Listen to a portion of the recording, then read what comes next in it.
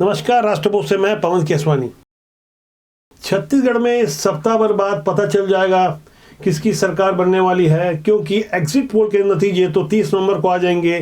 भले ही मतगणना 3 दिसंबर को होने वाली है, लेकिन जो आंतरिक सर्वे की रिपोर्ट आई है उसे लेकर भारतीय जनता पार्टी के नेता बेहद फील गुड महसूस कर रहे हैं। वहीं कांग्रेस के सीएम भूपेश बघेल एक नहीं, दो नहीं, बल्कि करीब 10 से 12 बार कह चुके हैं कि इस बार हम 75 प्लस रहेंगे। ये राजनीति के आसान जानकार भी समझते होंगे कि जो भारतीय जनता पार्टी को 2018 में महज 15 सीटें मिली थी, उससे तो कम नहीं मिल सकती, और न ही कांग्रेस को वो पुराना वाला परफॉर्मेंस मिल पाएगा, क्योंकि 5 साल जो भी काम किया गया वो सबके सामने है। इतना अच्छा काम तो नहीं किया गया जिससे 75 से भी ज़्यादा सीटें मिल जाए, लेकिन सीएम भूपेश बघेल डंके की चोट पर जो बातें कह रहे हैं, दरअसल वो एक मंजे हुए पॉलिटिशियन हैं। जब मैं एक सप्ताह इंतजार की बात कर रहा था, तब यहाँ चर्चा एक सप्ताह पहले वाली एक घटना की हो रही है। तारीख थी 16 नवंबर, जब मतदान के एक दिन पहले सीएम भूपेश बघेल अपने निर्वाचन क्षेत्र पाटन में बाकायदा ढोल धमाके के साथ एक रैली की शक्ल में निकल रहे थे, जिसके विरुद्ध भारतीय जनता पार्टी की ओर से प्रत्याशी सांसद विजय बघेल ने बाकायदा निर्वाचन आयोग को कंप्लेंट की। उस एक सप्ताह पुरानी वाली कंप्लेंट के बाद एक बार फिर छत्तीसगढ़ में उस मुद्दे पर सियासत तेज हो गई है। आमतौर पर यह माना जाता है कि मतदान के करीब 36-38 घंटा पहले पूरी तरह चुनाव प्रचार रुक जाएगा, लेकिन किसी राज्य के सीएम के ऊपर यह आरोप लगे तब मामला बेहद हैरान करने वाला होता है। आप अपनी स्क्रीन में जो वीडियो देख रहे हैं, दरअसल वो विजय बघेल की फेसबुक पेज से लिया गया है। आप इसे गौर से देखें, बाकायदा तारीख भी दी हुई है 16 नवंबर, यानी तब चुनाव प्रचार थमा हुआ था और अगली सुबह मतदान होना था। ऐसे में भला सीएम भूपेश बघेल इस तरह का प्रचार कैसे कर सकते हैं? इसमें क्या सत्यता है, आप इस तारीख से पुष्ट कर सकते हैं, जो तारीख आपको आपकी स्क्रीन में नजर आ रही है। यहाँ गौर करने वाली बात यह है कि ये 16 नवंबर की तारीख, जब सीएम भूपेश बघेल अपने लाव लश्कर के साथ, सुरक्षा बल के साथ अपने ही क्षेत्र में गुजर रहे थे, बाकायदा ढोल धमाके के साथ वहाँ आचार संहिता लगी थी। स्पष्ट रूप से प्रथम दृष्टया तो यही लग रहा है कि आचार संहिता का उल्लंघन हुआ। ऐसे में कोई यदि शिकायत करता तो भी, कोई समाचार लाता तो भी, तो क्या मतदान से बड़ा समाचार हो जाता, क्योंकि अगले ही दिन लोकतंत्र का सबसे बड़ा महापर्व था, चुनाव थे, पूरी दुनिया का ध्यान विधानसभा चुनाव पर था। ऐसे में कोई शिकायत भी करता तो कहाँ करता, किससे करता? शायद यही कारण है कि आज एक हफ्ते बाद वो पुरानी वाली शिकायत एक बार फिर रंग दिखा रही है। अब आप इस वीडियो को भी गौर से देखिए, इसके बाद मैं आपको कुछ हैरान करने वाली और तस्वीरें दिखाऊंगा।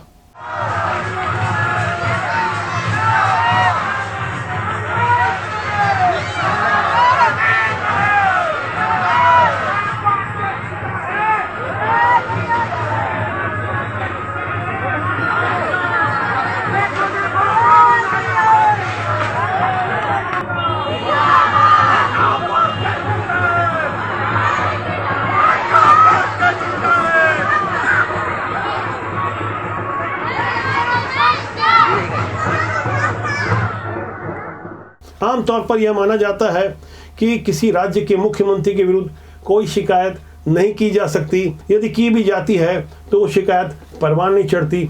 लेकिन जब मामला सांसद विजय बघेल का हो, जो पाटन में भारतीय जनता पार्टी के प्रत्याशी हैं, सीएम भूपेश बघेल के भतीजे भी हैं, इस क्षेत्र से वो पहले भी निर्वाचित होते रहे हैं, उन्होंने आक्रामक अंदाज में जो अपनी बातें कही, जिस तरह से उन्होंने दावा किया कि इस मुद्दे पर जेल और सजा का प्रावधान है, चुनाव लड़ने पर रोक लगाई जा सकती है, जो कानूनी बातें समझाने की कोशिश कर रहे थे विजय बघेल, उनके एक एक शब्दों को आप गौर करें। मेरे विधानसभा क्षेत्र पाटन में वहाँ के जो प्रत्याशी हैं, अभी मुख्यमंत्री हैं भूपेश बघेल, 15 तारीख को चुनाव थम गया, साइलेंट चुनाव प्रचार चल रहा था, लेकिन 16 तारीख को शाम को पूरे बाजा गाजे के साथ, ढोल धमाके के साथ, नारे बुलवाते हुए उन्होंने अपना प्रचार जारी रखा। और ये उल्लंघन है और ये कानूनी अपराध है, और इस अपराध की सज़ा या तो उनकी उम्मीदवारी ख़त्म की जाए और उनको 2 साल का कारावास हो, ये कानूनी धारा कहती है। लेकिन हमने उनमें शिकायत की, तत्काल शिकायत की। तत्काल उसी दिन मैंने यहाँ की मैडम कंगाली मैडम से मैंने बात की, उनको जानकारी थी, वहाँ के वीडियो फुटेज भेजे, तब भी आज तक कोई कार्रवाई नहीं हुई। हम चाहते हैं कि इस पर कार्रवाई तत्काल हो और उनकी उम्मीदवारी खत्म हो। छत्तीसगढ़ राज्य की मुख्य निर्वाचन पदाधिकारी रीना बाबा साहब कंगाले IAS हैं, अनुभवी हैं, कई जिलों में कलेक्टर रह चुकी हैं। उन्होंने शिकायत को संज्ञान में लिया और उस सबूत का भी अध्ययन किया। आगे विवेचना के बाद जो होगा सो होगा। लेकिन जब ऐसी तस्वीरें निकल कर आती है और जिस तरह से भारतीय जनता पार्टी अपना कॉन्फिडेंस दिखा रही है, दरअसल भाजपा नेताओं का यही कॉन्फिडेंस कुछ फील गुड का एहसास करा रहा है, जबकि कांग्रेस के नेता इतनी दावेदारी और दमदारी के साथ ऐसा नहीं कह पा रहे हैं कि उनकी सरकार रिपीट होने वाली है। भारतीय जनता पार्टी के कार्यालय की कुछ तस्वीरें आप देखेंगे जहां दावा किया जा रहा है कि भारतीय जनता पार्टी की ओर से जो गुप्त सर्वे करवाए गए हैं वहां बहुमत से करीब 7 से 8 सीटें ज़्यादा मिल रही है। ये सर्वे भारतीय जनता पार्टी का है, जो गलत भी हो सकता है, लेकिन जिस तरह से हमने ग्राउंड रिपोर्टिंग की, जगह जगह जाकर प्रत्याशियों से मुलाकात की, न केवल भारतीय जनता पार्टी बल्कि कांग्रेस के प्रत्याशियों के अलावा कई विशेषज्ञों और अध्ययनकर्ताओं से हमारी चर्चा हुई। हमारे स्टूडियो में भी हमने एक्सपर्ट से बात की, वो वीडियो भी आपने देखा। जो हमने जाना समझा उसके अनुसार भारतीय जनता पार्टी फिलहाल बहुत कंफर्ट पोजीशन में है। लेकिन क्या यह कंफर्ट पोजीशन सरकार बनाने के लिए पर्याप्त है, यह कहना हमारे लिए फिलहाल बहुत मुश्किल है। लेकिन भारतीय जनता पार्टी के प्रत्याशी ललित चंद्राकर से जब मैंने खुद चर्चा की, तब उन्होंने दावे से कहा कि वो गृह मंत्री ताम्रध्वज साहू को आसानी से हरा देंगे, कोई जाति का समीकरण काम नहीं कर रहा है। वो काफी रिलैक्स लग रहे थे, काफी कॉन्फिडेंट थे। ये कॉन्फिडेंस न केवल ललित चंद्राकर का है बल्कि अन्य अन्य जगह से जो रिपोर्ट आ रही है, हर दिन बदलने के साथ जो नई जानकारी, जो नई रिसर्च सामने आ रही है, ग्राउंड पर अध्ययन किया जा रहा है। 30 नवंबर को जब पहला एग्जिट पोल आएगा उसमें जो जानकारी दी जाएगी, आप मान के चलिए कि 3 दिसंबर को जब मतगणना होगी लगभग वही परिणाम आएगा। क्योंकि अब जो अध्ययन होते हैं वो काफ़ी वैज्ञानिक और परिमार्जित होते हैं, काफ़ी कुशलता से न केवल लोगों से बातचीत की जाती है बल्कि मनोविज्ञान को तौला जाता है। और अब तो नई तकनीक और पद्धति के अनुसार यह भी पता लगा लिया जाता है कि कौन से जाति समूह का झुकाव किस तरफ था। यहाँ महिलाओं के मामले में भारतीय जनता पार्टी खुद को सौभाग्यशाली मान के चल रही है। ये सौभाग्य कितना कायम रह पाता है ये तो भविष्य में देखना होगा। लेकिन हमें यहाँ गौर करना होगा, पिछले चुनाव परिणाम को लेकर जिस तरह का ट्रेंड चल रहा था, यदि ज्यादा वोट प्रतिशत पड़ते हैं तो सरकार के खिलाफ जाते हैं। मौजूदा सरकार की ओर से फील गुड करने का कारण यह है कि इस वक्त जो कुल मतदान प्रतिशत का आंकड़ा सामने आया हुआ है 76.31, जबकि 2018 में जो मतदान हुआ था वह होता 76.88। यानी बोलने के लिए तो ये कहा जा सकता है कि पिछले बार से मतदान कम हुआ था। लेकिन कितना कम हुआ था वह आप भी समझ सकते हैं, महज 0.5 के आसपास जो मतदान कम हुआ। क्या वाकई ये माना जा सकता है कि मतदान कम हुआ? और जो मतदान का प्रतिशत है वो राष्ट्रीय स्तर पर यदि अध्ययन किया जाए तो उसे कम कतई नहीं कहा जा सकता। यही पर्याप्त मतदान प्रतिशत कांग्रेस के रणनीतिकारों के लिए कहीं ना कहीं चिंता का सबब बना हुआ है। माथे पर लकीरें पड़ी हुई है, उनकी ऐसी चिंता भी वाजिब है। यदि मैं पिछले 3 चुनाव की बात करूं तो 2013 में 77.12% वोटिंग में भाजपा लौटी थी, जबकि 2018 में मतदान प्रतिशत घटकर 76.88 हुआ था। लेकिन पिछली बार भाजपा का सुपड़ा साफ हो गया था।